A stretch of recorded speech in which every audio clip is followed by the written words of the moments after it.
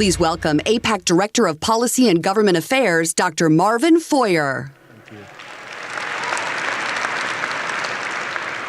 In recent years, the AIPAC Policy Conference has become a global phenomenon, playing host not only to top officials from the United States and Israel, but leaders from across the world who work closely with both nations. At this year's conference, we will hear from a record 4 heads of state about their vital cooperation with America and Israel. That cooperation to promote peace, security, and prosperity. Today, I have the distinct honor of introducing the very first Balkan head of state to appear at the AIPAC Policy Conference. President Aleksandar Vučić of the Republic of Serbia has overseen a dramatic expansion of relations with Israel during his time in office.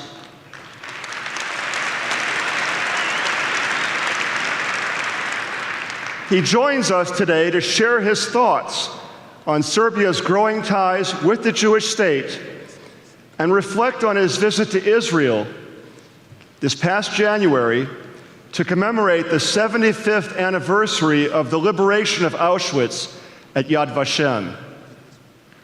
Please join me in welcoming the President of the Republic of Serbia, His Excellency Aleksandar Vučić.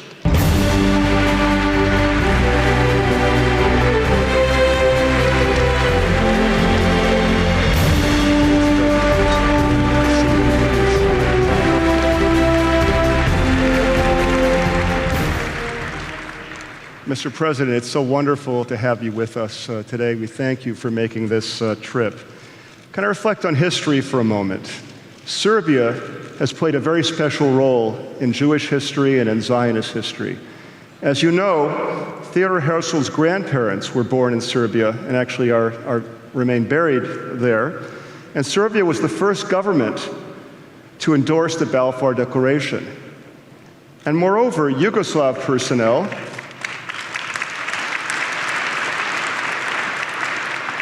played a very important role in transmitting Czech arms to Israel back in 1948. How does this history and your historic role with the Jewish community of Serbia shape your relationship with Israel today?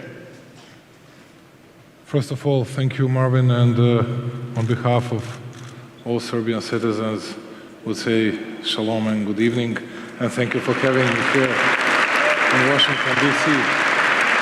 And you mentioned Balfour Declaration. It's not well known, but in December 1917, Serbian representative here to Washington, D.C., Mr. Vesnić, he was not only supporting Balfour Declaration, he was also saying that Jewish people, they don't have only right to form their own state, but the name of that new state should be Israel. He did it in 1917 during the most difficult period for Serbs in the First World War. And you mentioned Theodor Herzl. I'm very proud to emphasize the fact that 2 years ago, President Rivlin visited Serbia, and we both opened and revealed the new street in Belgrade, and we named that street after Theodor Herzl. And his grandparents were born, and they rest in peace at Zemun Belgrade Jewish Cemetery. And also the grandparents of Rabbi Alkalai used to live in Belgrade, and we have beautiful streets and beautiful synagogues in the same part of Belgrade. And there are many things that you can define as a common denominator for Serbs and Jews. We suffered the same terrible destiny in the Second World War in concentration camp Jasenovac, led by Nazi puppet state of Croatia at that time. And you have that Jasenovac inscription even in Yad Vashem today. And we have always been together throughout history, and we are supportive to each other even today. And I have to say, I'm not a very good talker, you know, but I'm going just to say a few items and few things what we did for our friendship very recently. Apart from everything from history that was only connected Serbs and Jews, there are many things that we did recently. In 2016, we became the first country in an entire Europe that passed that Holocaust property restitution bill, which means that we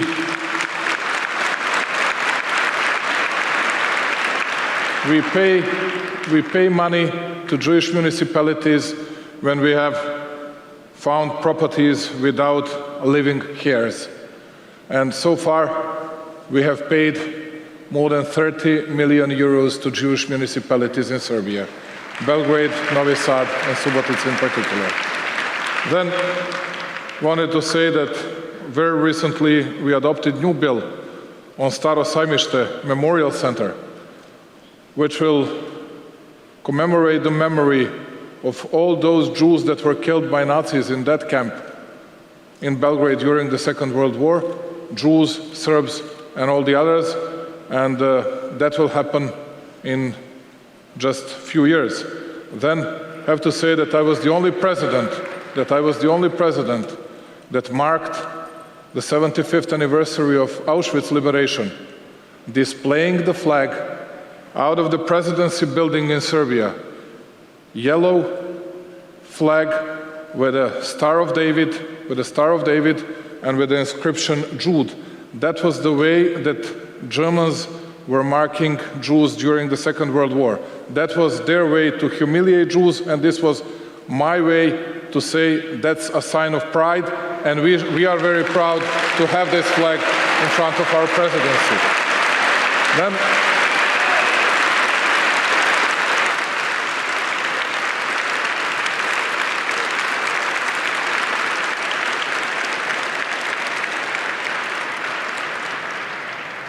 Then there is something else that I want to announce. We have a very complex situation in our region, and you should understand all the difficulties we are facing with. But I want to say that we're trying to find the best possible way to do something officially in Jerusalem. And we're going to open very soon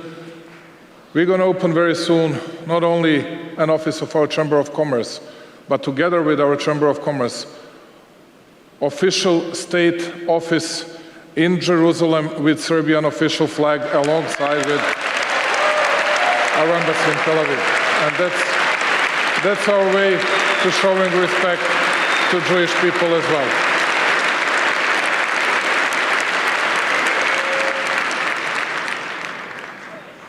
And to be very honest, I was, as I said, mentioning few items, few things, few issues that we tackled, I think very successfully, showing the real friendship between our two nations. And I have to say that you're in the habit of listening nice words from everybody that is coming here. Everybody wants to flatter you in a way to get a sort of political, economic, or all the other types of support. But I'm very much proud saying to you that we have always been in a so good relationship with Jews throughout history that I cannot add anything more than that. We love Jewish people, we have always had great relationship, and we'll do our best to improve our relationship. And I'm profoundly grateful to all of you listening to me tonight and having me tonight. Mr. President, I want to thank you for your inspiring remarks, your dedication to relations with Israel, your dedication to the memory and your relations with the Jewish people. Thank you so much for being with us here today. Thank you very much. And it lasted too long for me. I had a stage fright. Thanks a lot once again. Thank you, Marvin. Thank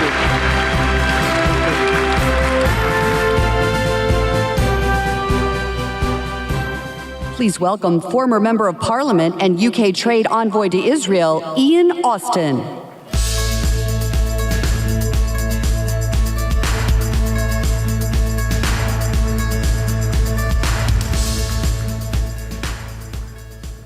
I want to tell you about a 10-year-old Jewish boy from Czechoslovakia. A few days after Hitler invaded in March 1939, he was put on a train to England by his mum and teenage sisters. It was the last time he'd see them.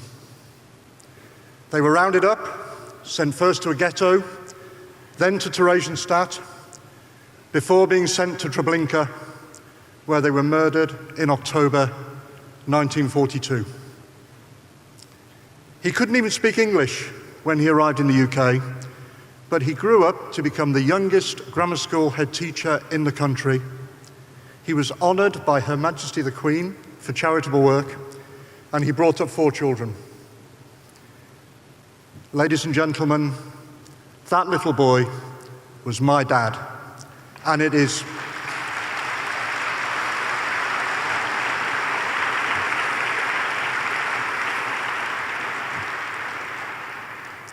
because of him that I'm here today.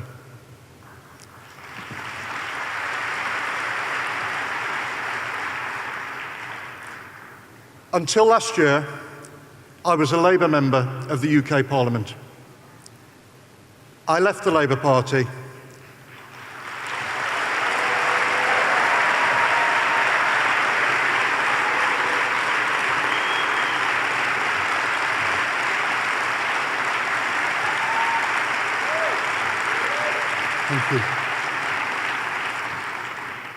I left the Labour Party and Parliament to fight extremism, anti-Semitism and anti-Zionism.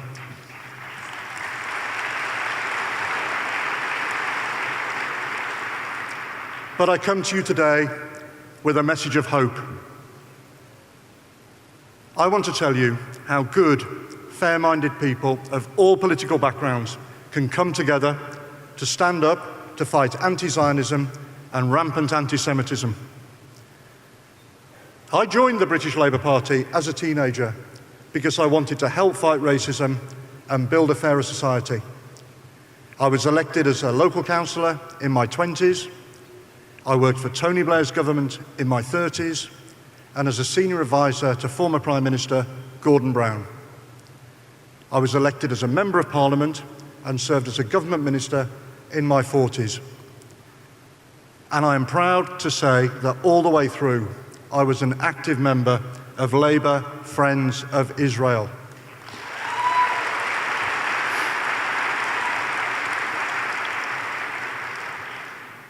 And I was only one of 3 MPs who spoke out against the JCPOA deal with Iran.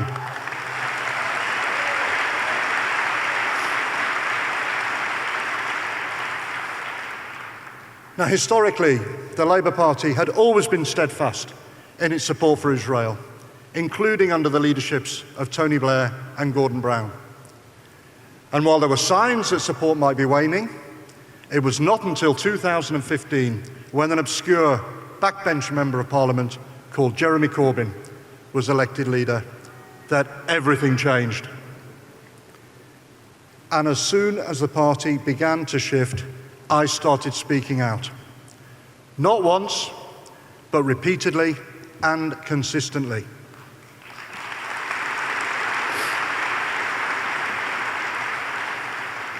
You see, for me, with my background and the values I was brought up with, there was no choice. My parents taught me that prejudice leads to intolerance and eventually to persecution, and that every one of us has a duty not to stand by, but to make a difference, to fight discrimination, hatred and bigotry wherever we find it.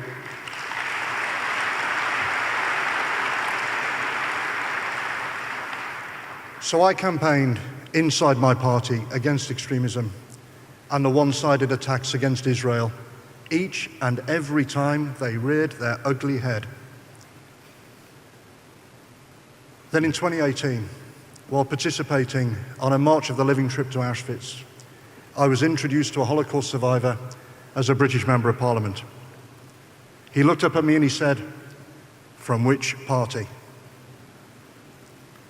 And when I replied, he asked, "Are you not ashamed to be in the Labour Party with all the anti-Semitism?" I'll never forget hearing those words. To be asked that question in the country where my father's entire family was murdered, it shook me to my core. And that's when I knew that I would have to leave the party.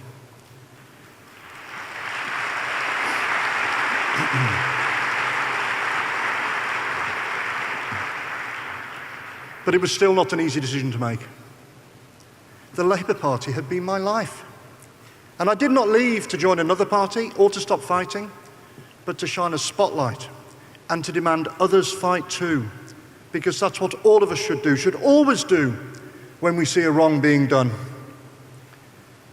I sat as an independent member of Parliament, and I remain grateful that Prime Minister Theresa May appointed me to serve as the UK's Trade Envoy to Israel.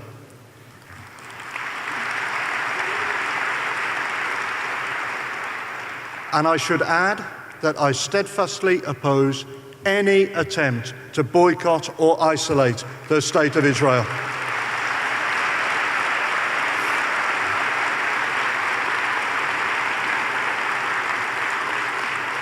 Thank you. Now, when a general election was called this past November, I decided not to seek re-election to Parliament. Instead, I was determined not to leave it to others, but to do everything I could to speak with a very clear focus and prevent Jeremy Corbyn, a man who had called Hamas and Hezbollah his friends, from becoming our country's Prime Minister. We set up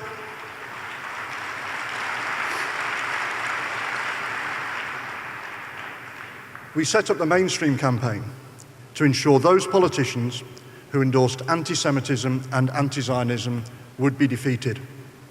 And indeed, in December, Jeremy Corbyn received one of the worst defeats in UK history.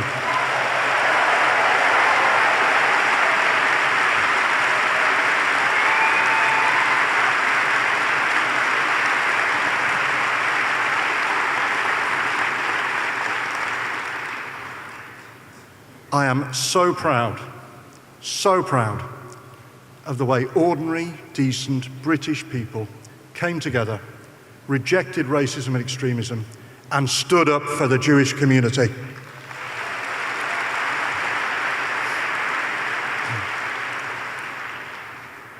Now, while we defeated Jeremy Corbyn at the election, we have not yet defeated the poison of anti-Semitism, nor the demonisation and delegitimisation of the Jewish state. That will take years of hard work. It may have started with one historic campaign, but it will not and it cannot end there.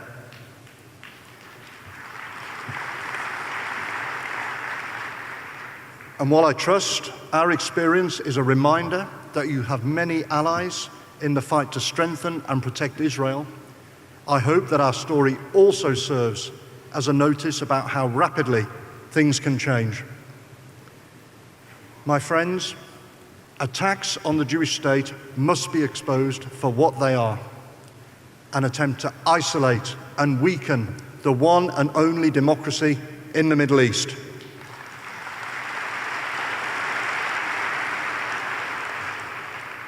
And extremism must be stopped at first sight. Otherwise, it can quickly move from the fringes directly to the centre of a movement. In all of this, AIPAC has a crucial role to play. AIPAC's work is known not only in the halls of Congress, but in the corridors of the United Kingdom Parliament as well. And your fight is our fight. We must ensure that Israel, the United Kingdom, and the United States work together to promote our shared democratic values and to seek peace and security for our world.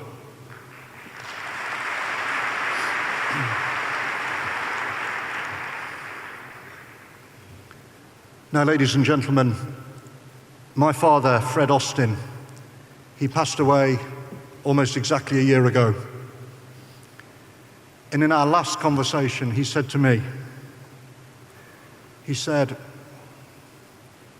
I want you to know that I'm very proud of you, and I really agree with all the decisions you've taken.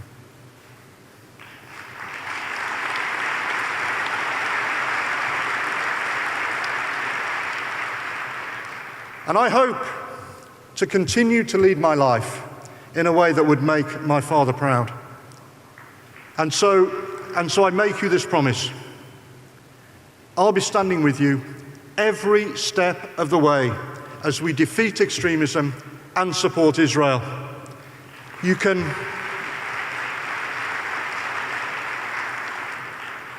always count on me in this battle ahead. Thank you very much indeed. Thank you.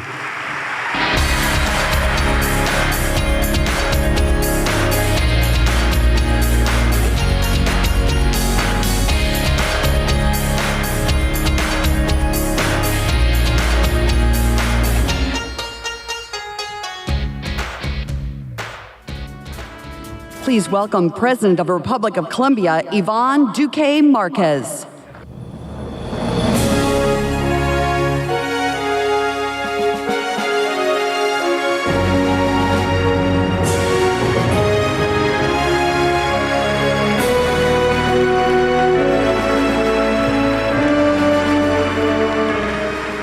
Thank you so much. It's a great honor for me to be here in AIPAC, and it's a great pleasure for me to speak before you to talk about Colombia. We are a nation that has learned the value of resilience. We are a nation that has learned to turn every single adversity into the most important opportunity. Maybe 20 years ago, if I were standing here, you would have heard a speech of a country that was facing major turmoils. But in the last 20 years, Colombia has turned its story into a success story. We have expanded life expectancy. We have increased income per capita. We have improved our security. We have made our economy a vibrant economy and an example in Latin America of defending the principles of entrepreneurship. And we have strengthened our democracy. Today, we have become a member of the OECD, and we will continue to embrace those values to look towards the future. 18 months ago, I had the privilege of having my oath of office in Colombia and tell the Colombian people that we wanted to work under three principles: the rule of law, defending the private sector and private initiative, and making small and business part of the engines of that transformation. But we also made a big call to work for fairness. And in 18 months, we have made tremendous progress. Today, the Colombian economy is growing above the world average, the regional average, the OECD average. And that is taking place because we defend free enterprise as part of social transformation.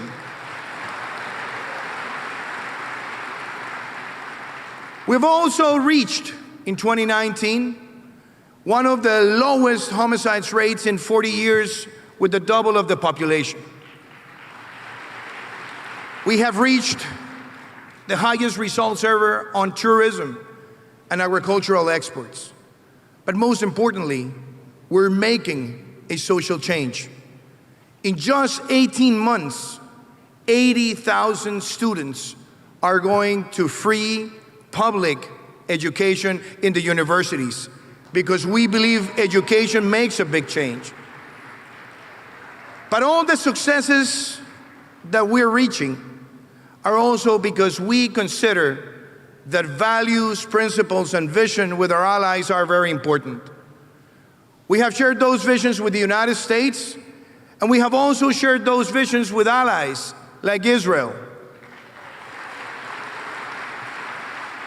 We have received bipartisan support and bicameral support in the United States, and we have received a multi-party support in Israel for the vision that Colombia has. And we know that if we share those values, we have to cooperate and we have to work together. That's the reason why, with Israel, since 1949, we have built a lasting relationship. And this year, we will put in place and in motion the free trade agreement with Israel so that we can jointly move investment, entrepreneurship, science, technology, and agricultural development. The same happened with the United States. We built a free trade agreement that is helping us export more, reach new markets, and give opportunities to Colombians in different places of the country. But we also share the values of security, because we see security as a democratic value and as a social asset. And we have received from the US and Israel support to fight terrorism, because we know that terrorism is an expression of corruption. And we have also made clear that we will work with our allies to fight every single terrorist organization in the world. That's the reason why a few weeks ago we had a summit in Bogota with other Latin American countries, and we decided to adopt the terrorist list from the United States and the European Union. And it is to make clear that organizations such as Hezbollah need to be destroyed, like ELN, like the FARC dissidencies, like Hamas, because we cannot tolerate terrorism as an expression. And that's the same reason why today we want to see the values of fairness taking place. We have to learn from our allies, and we have to work together to provide opportunities for those who are impoverished. We need to allow kids from low-income families to have the access to nutrition. But we also know that that only happens if we also share the values of innovation. And this year, with the United States, we will increase the technical cooperation on those fronts. But we will also be able to work with Israel to have a Colombian innovation office in Israel that will take that knowledge to be applied in Colombia, because that's the work that has to be built upon between allies. I also want to express to you that the history of Colombia has also been enriched by the history of migration. We have received migrants that have made a difference. And in years of distress and in years of sorrow, Colombia had the doors open to Jewish immigration to Colombia. They built very important companies in the 20th century. The first blood bank. We had the advances in medicine with the help of those migrants. And today, when we look back, we know that migration has produced a very important positive effect in Colombia. And that's the reason why today, instead of getting into the path of anti-immigration, we have supported the Venezuelan brothers and sisters that have come to Colombia because they have fled away the impacts of a terrible dictatorship. That dictatorship in Venezuela has also the traces of anti-Semitism. And they have also opened the doors for Hezbollah to operate in Venezuela to support the crimes they continually commit against their population. So that's the reason why my visit to AIPAC is also a call for you to look at Latin America and to see that the values of democracy, rule of law, and fairness have to be protected. And they will only be protected if we are together also working so that that dictatorship in Venezuela comes to an end and we can see a continuous progress in that country for the sake of the rest of the Latin American nations.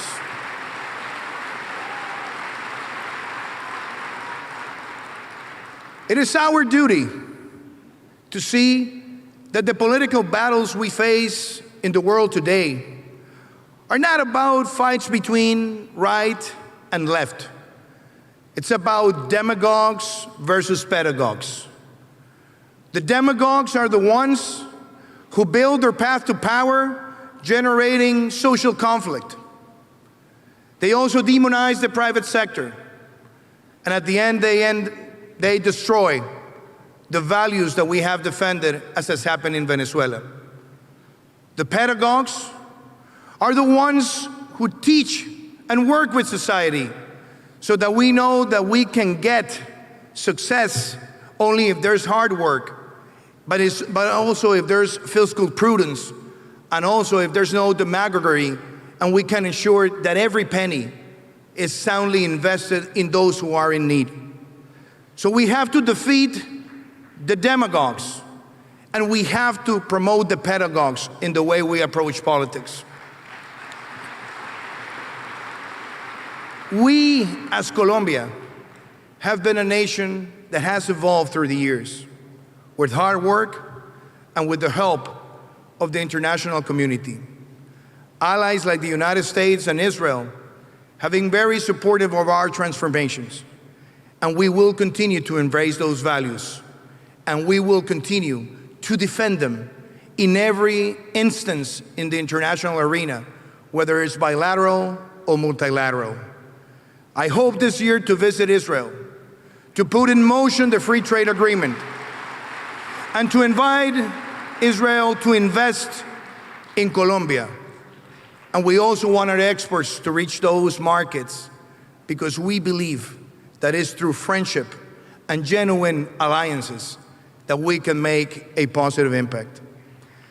For me to be here in AIPAC, it's a way to recognize that story, that path, but also to make clear that for the challenges we face, we must, more than ever, continue to be aligned with the principles of democracy. Because when we see diplomacy without principles, that's hypocrisy. When we see power without principles, that is an expression just of pure ambition. We are here to recognize that the values that we have embraced are the values that will take us to a better stage. Thank you very much. Thank you.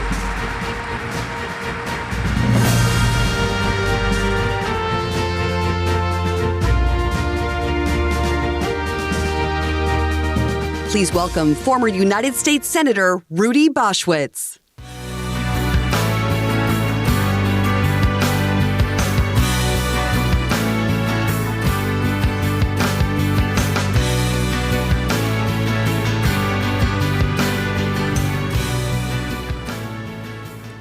After serving in the Senate for more than a dozen years in the United States Senate, in the spring of 1991, I got a call from President Bush, the elder, and he said, "Rudy, I need you to go to Ethiopia." I knew why he was calling. By 1991, I'd been involved with Ethiopian Jewry for 20 years. My own family fled from Nazi Germany when I was just 2. What an opportunity now for me, a Jewish immigrant, to negotiate the freedom for the Black Jews of Ethiopia. I understood the difference that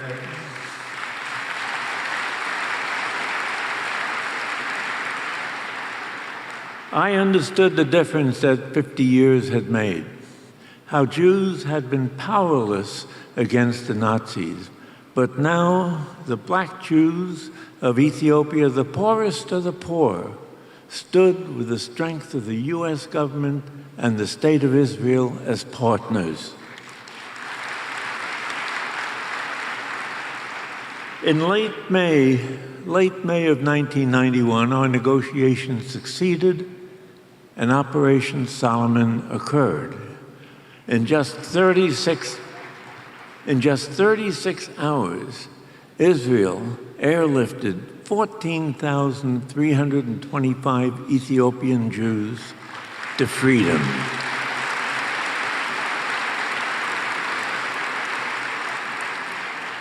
Boy, did those Israeli planes come in, go out, come back. It was quite a scene. And while the airlift made international news, many people didn't realize and don't realize that Israel spent decades inside Ethiopia and neighboring Sudan helping Ethiopian Jews to escape to Israel. The Israeli Mossad conducted hundreds of clandestine operations across air, land, and sea, smuggling their Jewish brethren to freedom. Their work was dangerous. Their work was dangerous, and only possible with the partnership of Ethiopian Jews inside the refugee camps who smuggled their own people to meeting points across the region. One such brave soul, responsible for the freedom of as many as 900 of his fellow Ethiopian Jews, went on to live and is living a successful life in Israel. Today, he leads a tech career center, an organization helping to guide Ethiopian Jews into the startup nation.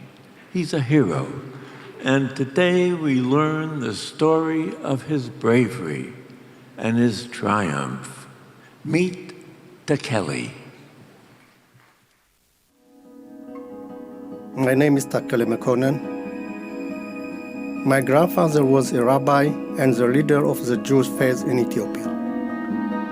He taught me the principle of tikkun olam. If you save one person, you save the whole world.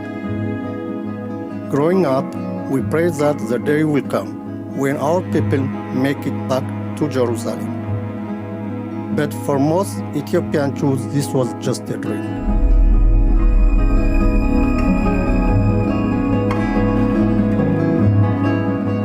At that time, a civil war was tearing apart the country.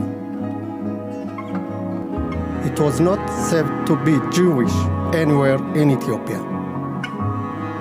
We dreamed to be in the one place where it was safe for us to be ourselves.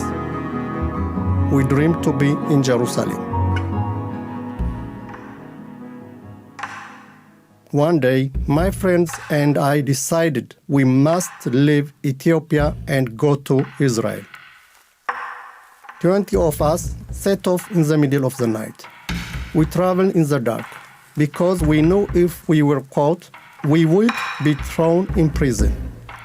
We thought it would be an easy journey, but it was very tough. We traveled almost 2 weeks through the jungle where rocks cut our feet and animals watched us at night.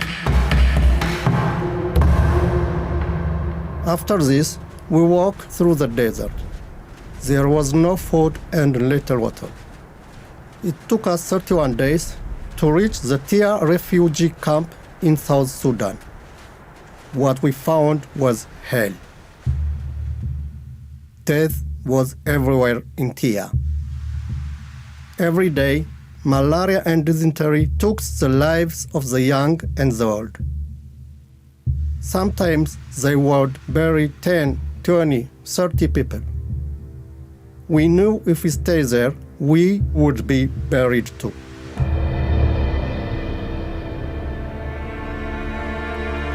Each day, we traveled around the nearby refugee camps looking for Jews there. We searched and searched, but didn't find anyone.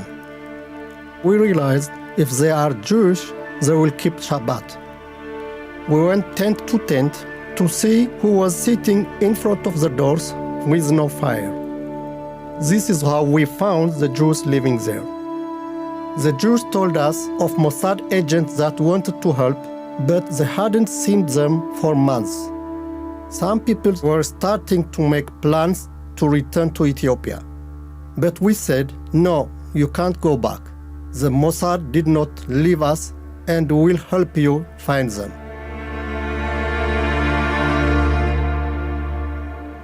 For a whole month, we waited for the Mossad. Finally, one night, we saw the light of Egypt approaching us in the dark. It was like meeting an angel in the desert. The Mossad had a plan to get us out of the camp and to Israel. They told me, "You need to go back and bring us 30 more people in 1 month." So I knew my journey wasn't over. My own dream would have to wait. Each month, I prepared 20 or 30 people in the refugee camps to begin the difficult journey. They were old people, young children, and pregnant women. We would travel at night across dangerous terrain and through police checkpoints. At each checkpoint, we were beaten and detained. The only shield we had was the money the Mossad had provided for us to bribe the police. Still, they beat us, sometimes simply because they enjoyed it. Each time I brought a group to the Mossad, I would turn around and prepare for the next one. I made over 20 trips and led more than 900 of my people from the camp to Jerusalem. But the Sudanese police were closing in on me. One night, the Mossad came to warn me that if I stayed, the police will catch me soon and kill me. So it was my turn to go. It was my turn to finally see the land of my people. When the plane touched down in Israel, I felt the prayers of my grandfather wash over me. I was finally home. For me, Israel is everything. It is freedom.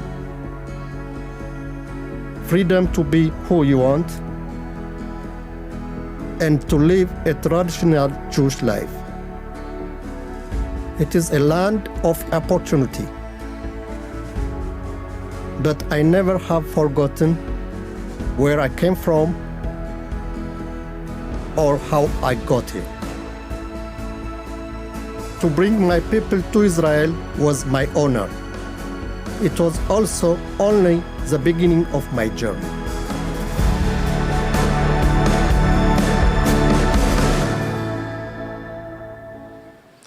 I am honored to be here, but I am just one small part of a story, and there is much more work to be done. Today, I am working to bring young Ethiopian Jews in Israel to high tech through my work as the CEO of Tech Career Center.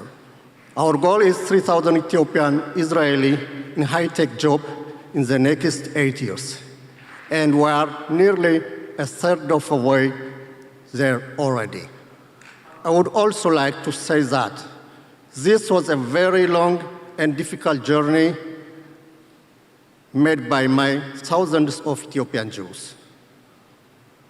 I was only one, and none of us could have ever completed our journey without the help of my people, particularly the man and the woman of the Mossad.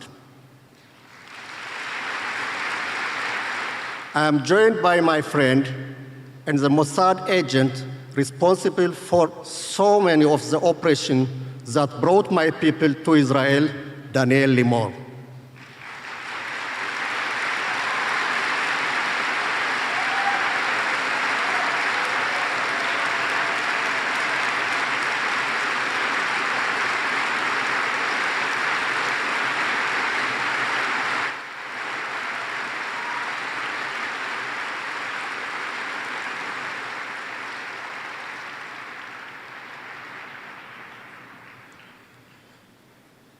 You are a true hero and a dear friend. Thank you, AIPAC, for all that you do to support Israel. Thank you very much. Please welcome AIPAC Director of Policy and Government Affairs, Dr. Marvin Feuer. Thank you. I am honored to introduce our next guest, Estonian President Kersti Kaljulaid, the first Baltic head of state to speak at the AIPAC Policy Conference.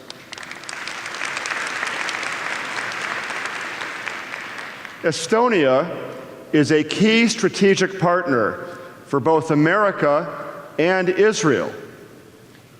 In addition to being a vital NATO ally, Estonia holds a seat on the UN Security Council and, like Israel, is a major power in cybersecurity and innovation.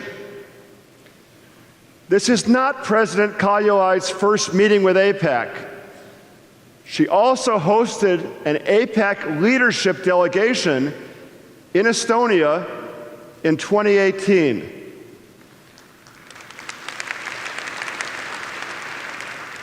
But today's gathering is certainly her largest. Please join me in welcoming the President of the Republic of Estonia, Her Excellency Kersti Kaljulaid.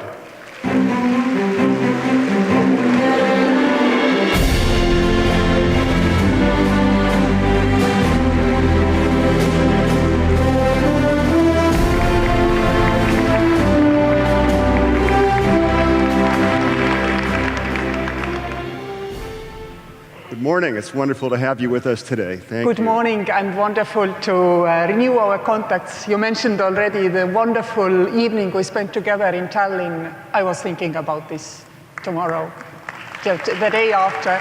You're always welcome to Estonia. Welcome back.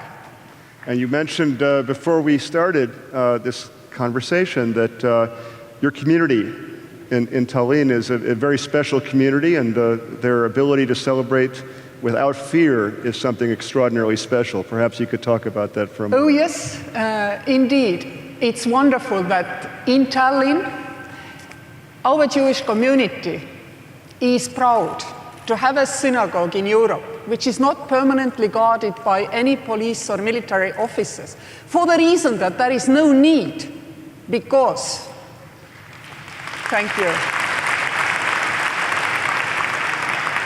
Because Estonia has a long tradition of honoring the Jewish community. I don't know whether you know, I doubt you know, but in 1924, Estonia was the first country globally who granted cultural autonomy to our Jewish community. And that's why anti-Semitism can never take root in Estonia. It wouldn't happen, it cannot happen. We've been very pleased to see the improved ties between Estonia and Israel in recent days, and perhaps you could talk a bit about that relationship and where you hope to see Estonian-Israeli relations going. Indeed. First, I would like to share with you a very personal relationship I have with Israel. And it has everything to do with politics and women in politics. Because very often women are congratulated for having taken such an office and being a woman, and you never know whether it's a compliment or an offhanded compliment.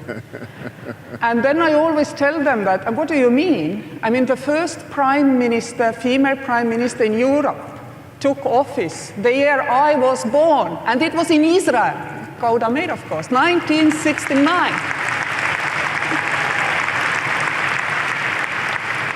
And indeed, we have really close relations between the two countries. We work together in the cybersphere, even more than we geographically work together. Our cooperation stems back to the days when Estonia regained independence, and then, of course, it was not cyber.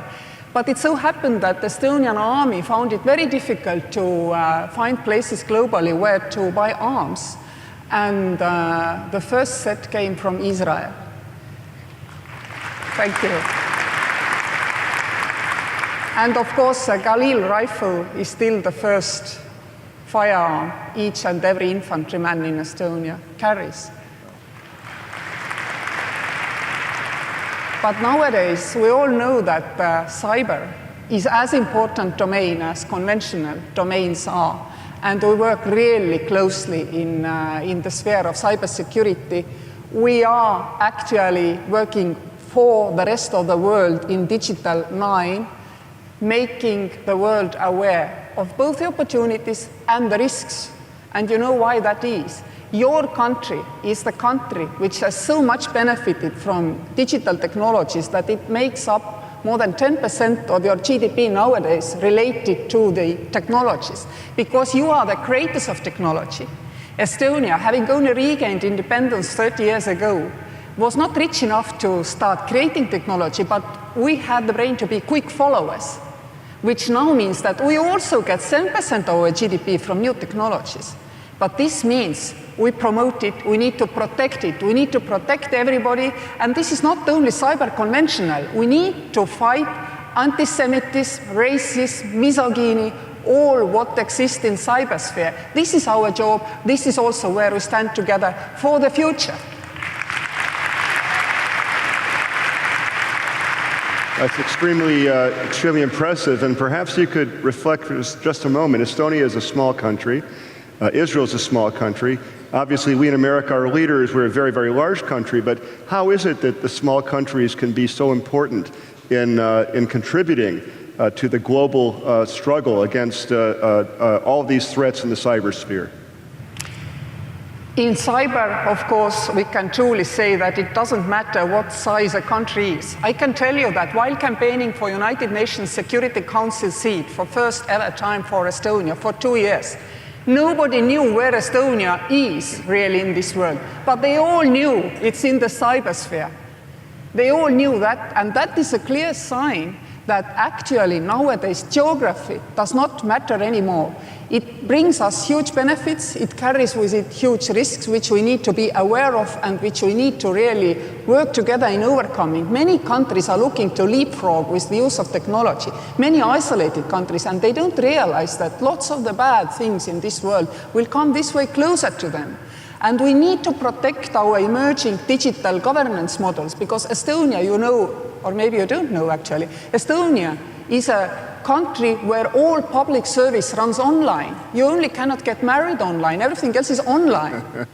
And obviously this is a target. This is a target. Attacking our sovereignty is possible through cyber means. So of course we need the help of countries like yours, which is a technological leader, for us, a quick technological follower, to work together to make sure that we are protected. But not only technically, there is the need for legal space. We need to understand that our analog law, this is how we call the traditional law in Estonia, analog law applies in our cyberspace. And we can protect ourselves as we can protect ourselves in conventional cases. We have to be able to protect ourselves in cyber. And cyber is in this sense changing, that we can talk about cyber conventional, which is attacks against systems, which you must know very well. We know it very well. In 2007, Estonia was the first country ever to be attacked via cyber means. But nowadays, it's a much more complicated animal.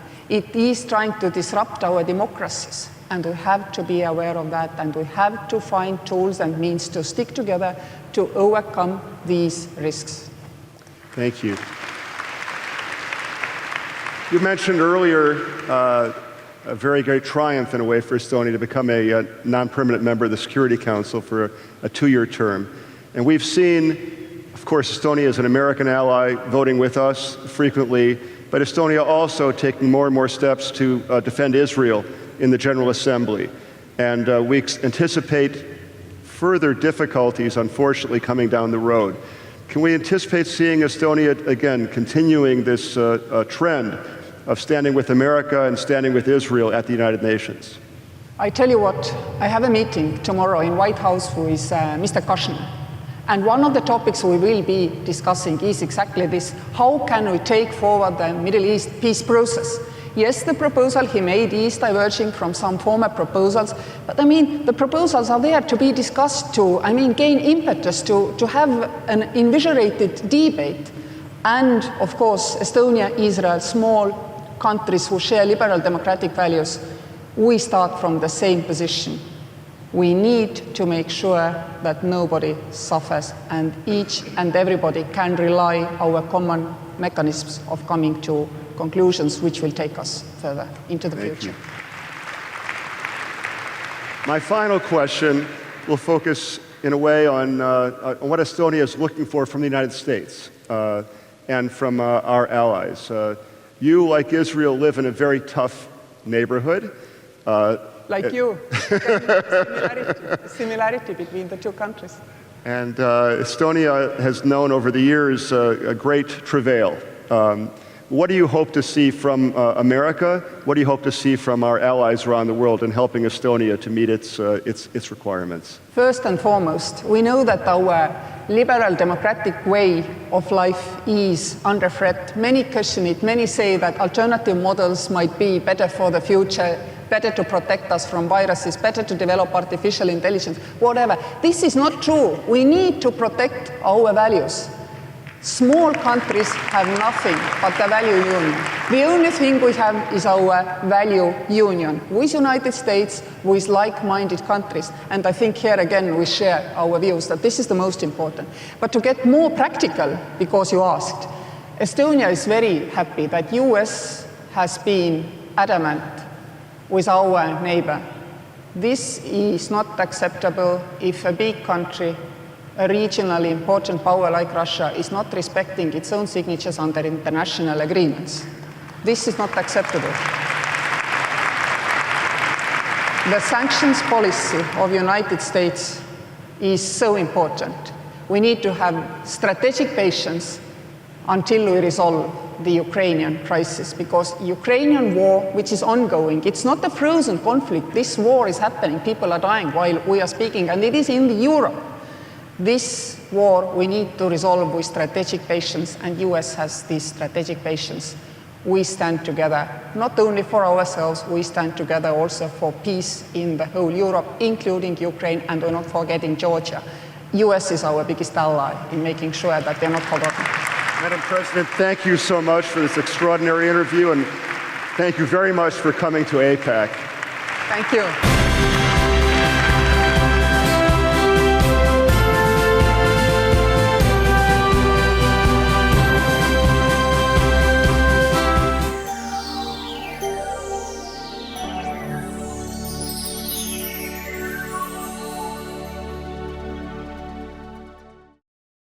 We would be pleased to send a complimentary DVD of this program to anyone who wishes to support JBS with a tax-deductible gift of $36, double high or more.